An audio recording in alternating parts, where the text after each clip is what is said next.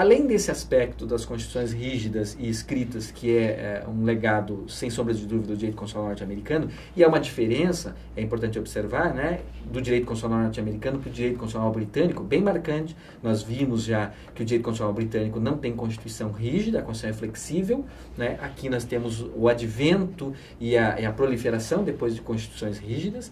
Um segundo elemento importante é o republicanismo, não é?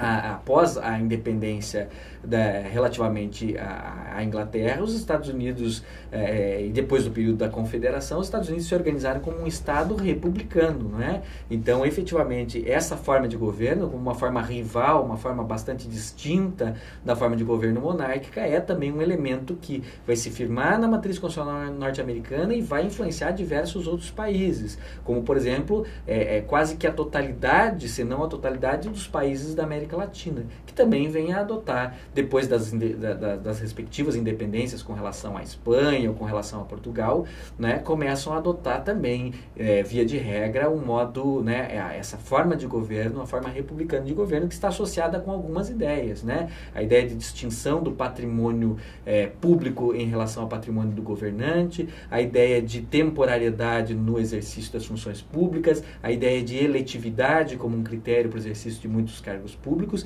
e a ideia de responsabilidade dos governantes e dos agentes públicos em geral, né? Então, o republicanismo ele é também difundido bastante, notadamente para a América Latina, mas não apenas para a América Latina, a partir da Constituição ou do sistema constitucional norte-americano.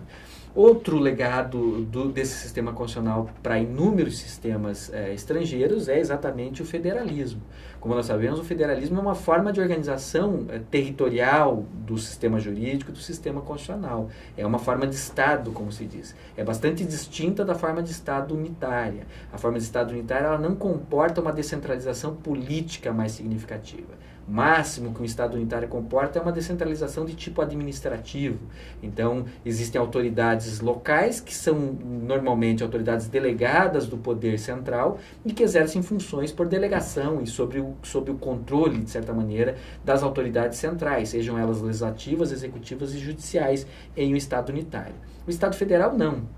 O Estado federal ele promove uma divisão territorial de poderes. Ele permite que haja, paralelamente ao poder legislativo, ao poder executivo e ao poder judiciário federais, poderes legislativos, executivos e judiciários locais, estaduais. Isso faz parte do princípio da autonomia, isso faz parte da ideia de que os estados têm, por decorrência do princípio federativo, não é, um poder de auto-organização, auto-legislação e autogoverno, que implica a possibilidade de ter poderes próprios, legislativos, executivos e judiciais, com competências próprias. Essa autonomia tem uma implicação importante, que não é admitida, via de regra, a interferência de um ente da federação no outro. Então, no Estado federal, prevalece como regra a autonomia. A União não pode interferir na autonomia dos Estados e os Estados não podem interferir na autonomia uns dos outros, né? Existe uma esfera de competência que é reservada à União, existe uma esfera de competência que é reservada a cada um dos Estados. Então, isso é uma descentralização que vai além da mera descentralização administrativa, é uma descentralização política que confere, inclusive, como nós já mencionamos, a competência dos Estados adotarem as suas próprias constituições. O federalismo tem outros componentes também. Além da autonomia, ele normalmente vem acompanhado com uma exigência de participação. Significa que os estados devem ter mecanismos, os estados federados, que fazem parte de um estado federal, devem ter mecanismos que possibilitem que eles participem de certas decisões importantes em nível federal, como o processo legislativo, como ratificação de tratados, declaração de guerra, celebração de paz, aprovação ou rejeição de emendas à Constituição. Então, nós veremos que existem alguns institutos do direito constitucional norte-americano que são compreendidos a partir dessa ideia de participação dos Estados federados na federação, ou seja, nas decisões coletivas, ou pelo menos em algumas decisões coletivas importantes. Então, o federalismo também é algo que é criado com a matriz norte-americana e é difundido, influencia um sem número de sistemas constitucionais. A separação dos poderes também é um legado dessa matriz constitucional. Numa das suas versões específicas, a versão chamada de separação dos poderes com checks and balances, freios e contrapesos, não é? Ou seja, não é uma separação dos poderes estrita e não é tampouco um sistema de cooperação ou colaboração de poderes como é aquele que nós examinamos ao estudarmos a matriz constitucional britânica, em que o poder executivo, exercido pelo governo, pelo gabinete do primeiro-ministro, é quase que um ramo, uma ramificação dependente do poder legislativo. Não existe essa comunhão de poderes ou essa interdependência, essa cooperação forte de poderes.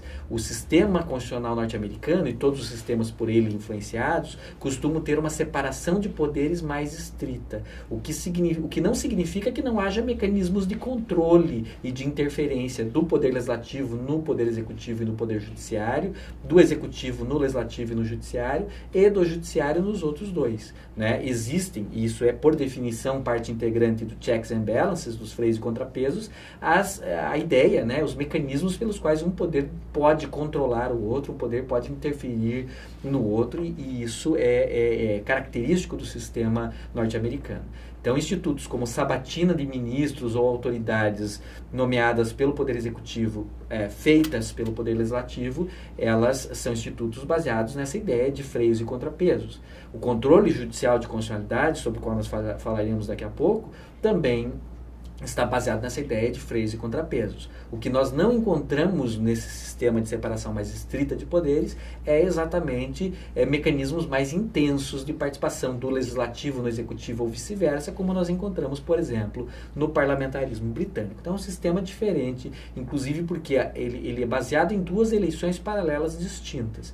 Diferentemente do sistema britânico, em que há uma eleição parlamentar e após a formação da maioria é composto o governo, aqui não.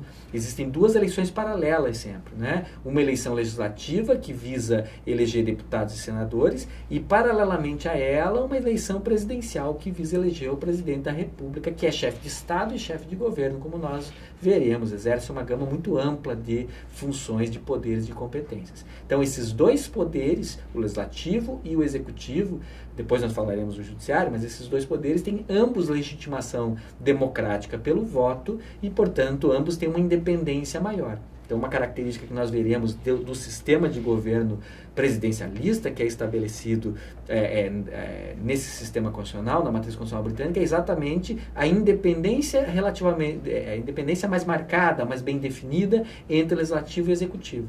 Não haverá aqui, e aí eu já estou falando das características do presidencialismo, mecanismos que permitam, por exemplo, que o Congresso Nacional dissolva o governo, dissolva o ministério, né, como há no parlamentarismo, retire o presidente do exercício das suas funções.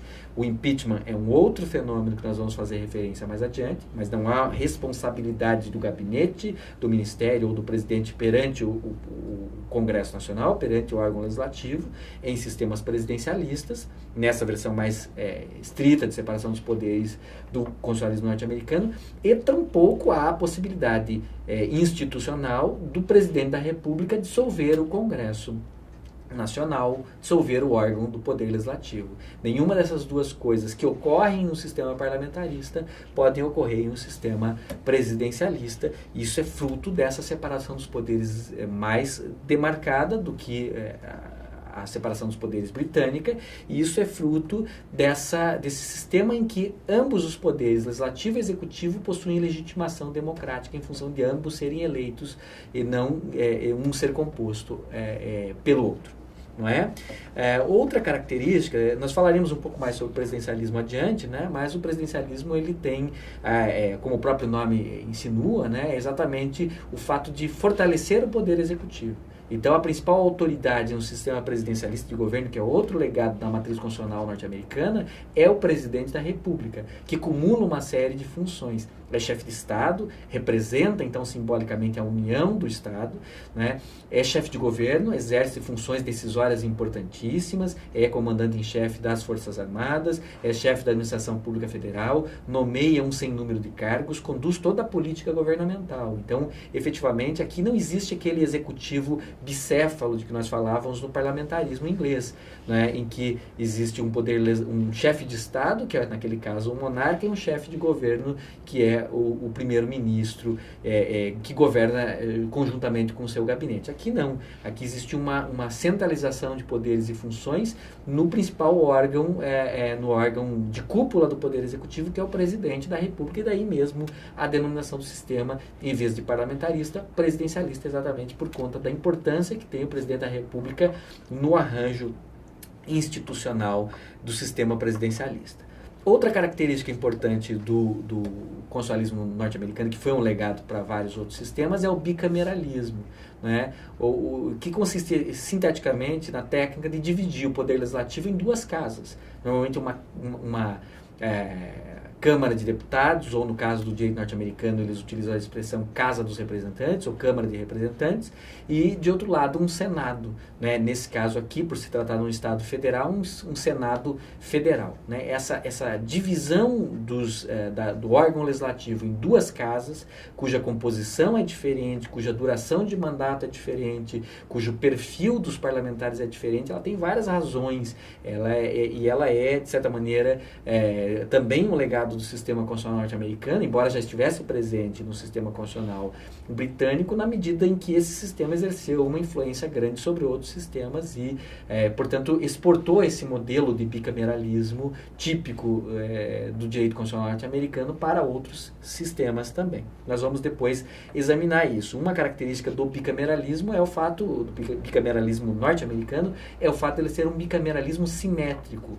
O que significa afirmar que se trata de um bicameralismo simétrico? Basicamente, se trata de uma situação em que as duas casas do Congresso Nacional, do órgão legislativo, estão em pé de igualdade. Elas têm mais ou menos os mesmos poderes. Não existe, então, uma ascendência pronunciada nem da Câmara sobre o Senado, nem do Senado sobre a Câmara. Então, é um panorama diferente daquele que nós examinamos ao estudarmos a matriz constitucional britânica, em que nós vimos que existe uma assimetria entre as duas casas do Legislativo.